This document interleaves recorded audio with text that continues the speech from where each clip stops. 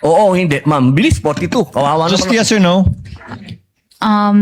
Depende pa din po kasi yun sa mandate ng Oo lang po agency. o hindi.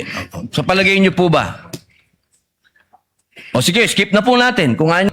Noong August 6, 2024, nagkaroon ng committee hearing ang public order at sinasabi na 102 schools nationwide were identified as recruitment.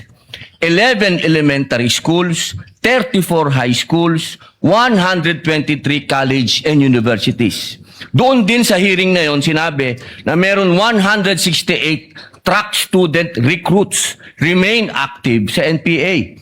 Ngayon, tanong ko kay Ilian, hindi ba responsibilidad din ito ng Vice President at ng DepEd Secretary ang mga estudyante? Yung sa anong tawag dito sa college po, yung DepEd po kasi is hanggang Sa high school. Opo. Opo, yung binanggit ko po kasi kanina, 55 na alternative child recruits.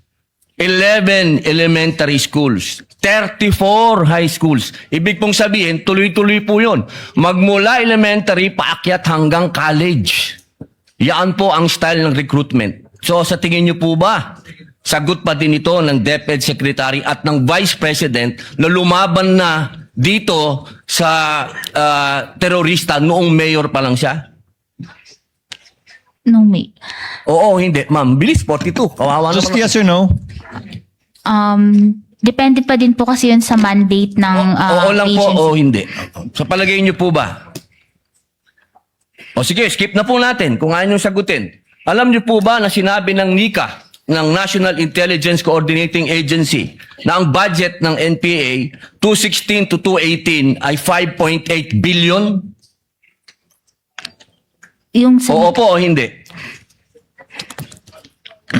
Ma'am, please. ano, pwede pong pakiulit?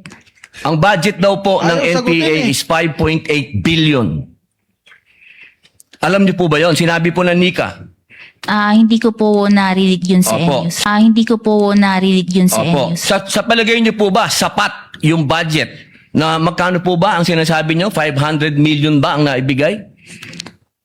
Pero yung Kasama na po yung sa Vice President at sa DepEd. 600 Kumpara niyo po point- sa 5.8 billion. Sapat po ba yon?